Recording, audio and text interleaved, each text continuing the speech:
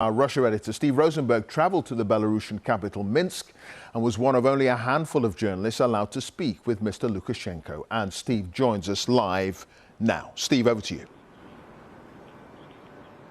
Yes, Clive, this was an extraordinary press conference. Alexander Lukashenko went from moments of charm. Great to see you, Steve, he said. You're looking young and healthy. So it went from that to moments of nuclear saber-rattling too. But of course the central focus of this event was the drama that had taken place in Russia, the Wagner mutiny and the fate of Yevgeny Prigozhin.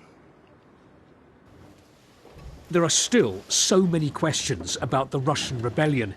Would he have the answers?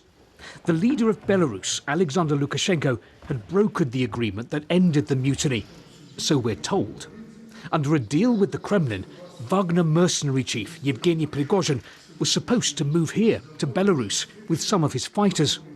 But no sign yet. As of this morning, the Wagner fighters, and very serious ones, are still in the camps they'd withdrawn to after fighting in Bakhmut. As for Yevgeny Prigozhin, he's in St. Petersburg. Or maybe he flew to Moscow this morning, or somewhere else. But he's not in Belarus. Yevgeny Prigozhin hasn't been seen in public for days, although we have seen inside what is purported to be his St. Petersburg mansion. These images leaked online, reportedly taken during a raid by Russian security services. They show weapons, gold bars, and lots of wigs. I asked Mr. Lukashenko, if the Wagner leader and his group do move here, would he let them use Belarusian territory to attack Ukraine and destabilize other countries in the region?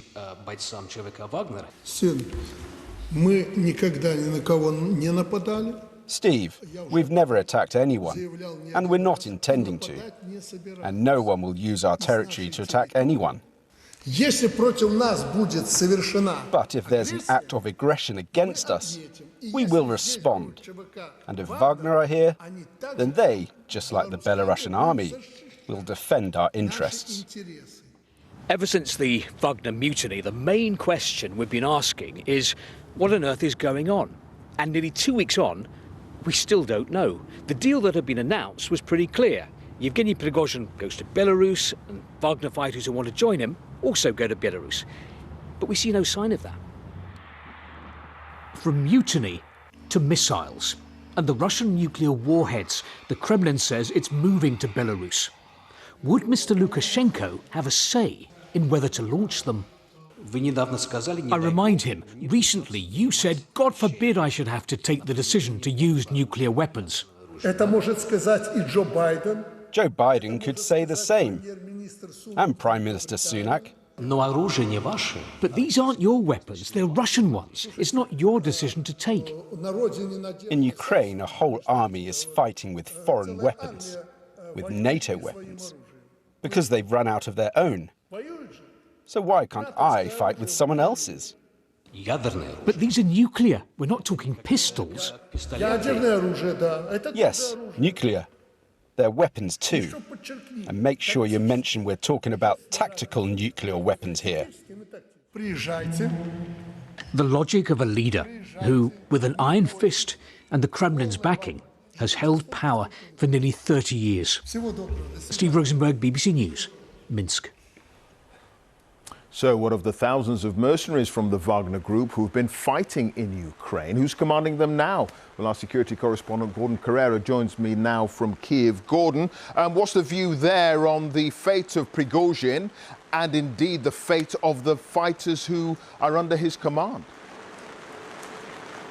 Well, the view from a stormy Kyiv tonight is that the exact whereabouts and the wigs of Yevgeny Prigozhin are something of a sideshow, a distraction.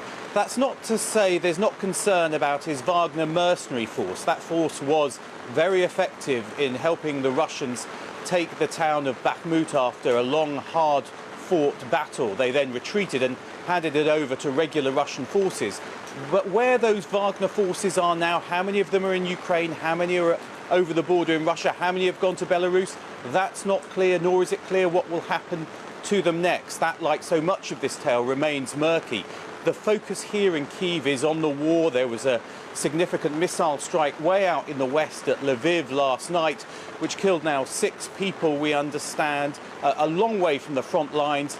Meanwhile, on the front lines, the Ukrainian counter-offensive is still making slow progress, probing those heavy Russian defences, looking for a spot where they might try and break through. And finally, the focus here really is on a NATO summit next week and the attempt to secure more guarantees from the allies of both weapons and ammunition and perhaps future NATO membership.